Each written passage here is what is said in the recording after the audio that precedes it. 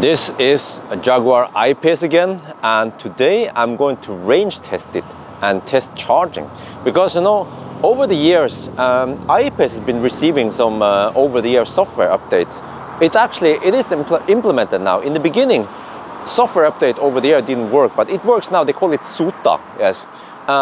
So they had the biggest one was the H264 update, which changed a lot. It changed more available capacity in the battery. Supposedly now they unlocked more capacity on the top buffer and the lower buffer after more knowledge about the car, and also they improved the efficiency. There's actually slightly more what do you call it, heat scavenging now, and also what was it again? They also did something else. Yeah, now it will mitigate the cold gate by using the battery heater more actively when it charges the car. So supposedly it will maintain 100 kilowatt for longer, up until over 30%. Yeah, that's great. Before you could only get 100 kilowatt below 10% for a couple of minutes. So this car you guys have seen before. It belongs to my friend Bjørn. He is ballsy, man. He uses 18-inch wheels. Just look at this profile. It's 235, 65, 18. Yes, Michelin latitude. He says he wants the comfort. He doesn't give a shit that the car looks kind of weird. He likes the comfort. I also like the comfort. It's nice and comfortable in here. Yeah. So I'm now charging on the 150 kilowatt charger, and we need to charge 100%. We are now at 98%. We'll finish in 13 minutes. And I have this app called WattCat. It connects to your account or something, and then you see some stuff, but it's kind of laggy because it's not really updating. Yes, I'm not sure how much use I have. Supposedly it shows you kilowatts and stuff here, but see, this one says 96%, but we are already at 98%. So okay, I also have live stream going on there. So let's wait a little bit more, and then off we go, right? I actually expect to go slightly more than 400 kilometers today. I never achieved 400 kilometers with the I-Pace before. Oh, it disappeared. Okay. Okay, this is a bit weird because it finished charging. And then I went to the restroom, I rushed back here. And look, and then it finished again. Okay, but supposedly we are at 100%. Okay, it stopped charging. You see, 84.8 kilowatt hours. Before, it was 81.8. So they actually added 3 kilowatt hours. All right, let's get going then. All right, we are on the move now. So I figured out that I have to cruise at 92 kilometers per hour. Consumption is 203, which is very good right now. And we are on eco mode, 203, and we are going uphill. Damn, we might drive 450 kilometers, or maybe we can hit 470, which is the VLTP range. But yeah, so as I mentioned, this car has 18-inch 65 profile tires, so it's actually very nice and quiet in here. And also this car is fitted with the double glass, so there's also a little bit of less wind noise here. So man, I have to say, this is super quiet in here. It actually feels quieter than the Taycan. Yeah. So, well, this is gonna be a long drive. We have to drive for, I guess, at least 4 hours, probably close to 5 hours.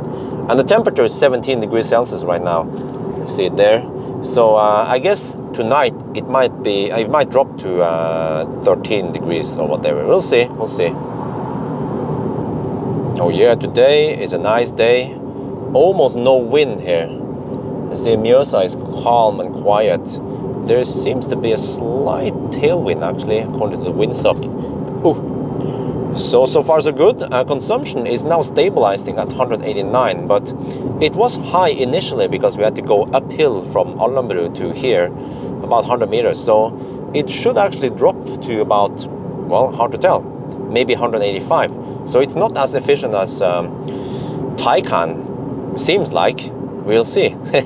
That's why we have to drive very far. Wow, we are now at the turnaround point, and this is actually quite significant because according to Google, it's supposed to be 113 kilometers from the gas station to this point. Okay, 113 kilometers. Look guys, it's only 110. That is so high that we have to take that in account. 110 versus 113. Oh, all right. Okay, so that's about 3% off then. Whoa, but the consumption is low. Look at that, 181. Okay, let's turn back. We have been driving for almost 2.5 hours now, and stats so far, the consumption 194. We actually have to subtract 5 watt-hour per kilometer, so it's actually 189. Yeah, and then for the distance, you have to add 2.7%. We'll do all that calculation afterwards, but I figured out that 94 is the speed we have to drive, not 92. 92 real speed was about 89 kilometers per hour. But unfortunately, in the I-Pace, you cannot cruise at 93 or whatever. The odd numbers are not possible, only even numbers. So yes, we are now down to 52%. It's a nice weather today. This is 8:30 and it's so bright outside. Yeah, so we are about halfway now. Yeah, and let's see then. Oh yeah, it's almost 10 now. We've been driving for almost 4 hours. Oh, so we're getting kind of low. We're down to 21%. It seems like we will be able to drive about 420 something, which is more or less the same as the previous result. It doesn't seem like we have 85 kilowatt hours like I was expecting it. So based on the numbers now, it seems like we have about 82 kilowatt hours, which is more or less the same as before. Yeah, unfortunately. So now I will drive the last loop. It's not a full loop. It will be until Espa and then back again to, well, to Dal. We are down to 8% and we are doing the final adjustments now. Yes, getting close to the end. It's 10:30 in the evening and still some daylight out. So I always do this stretch here. Go from Dal to Mogren and back again. It's safer to drive back and forth here a couple of times. And then we go to the Ionity charger. I just ended here. I had 5%. I parked here, I was gonna charge, and then suddenly this shit happens. It went from 5% to 2%, and then suddenly it says that low power mode on.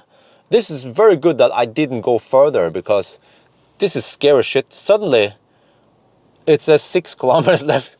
What? What the heck happened here? The state of charge dropped like crazy suddenly. All right, whatever. Let's plug it in and see what the car reports then. Yeah, but let's see. Okay, so I'm not sure how many percent I had, but here are the stats so far. Let me get a good shot of it. There, I guess. Well, you know what? When I power on the car suddenly reports 2%. So this is scary shit, man. It went from 5% to 2%, very sudden. But okay, anyway, we were able to drive about 409 kilometers of real distance if you take into account the error. Yeah, and we were only able to get about 78 kilowatt hour out of the battery, not 81.8 like I measured before. Actually, everything pointed towards 81.8 until now suddenly. So I wonder if something wrong with this battery. Maybe the owner should go to Jaguar and check what's wrong, because it's not supposed to happen like this. Maybe there could be a faulty cell or whatever, because we're supposed to get 84.8 according to various sources. Oh, maybe I should charge a car. So anyway, I couldn't find out more about this. There will be another episode, another video where I test charging, by the way. Supposedly they boosted up the charging speed, but I'm not sure if that will be okay if there's something wrong with the battery. But that's gonna be it for now then. Oh, by the way, okay, I forgot. The consumption was slightly lower now. It was 192 versus 196 on the previous test. exactly the same car, but last year it was colder.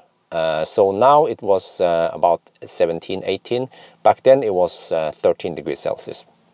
So yeah, I think that's gonna be it for now. I hope you guys enjoyed this video. As always, thank you for watching and talk to you later.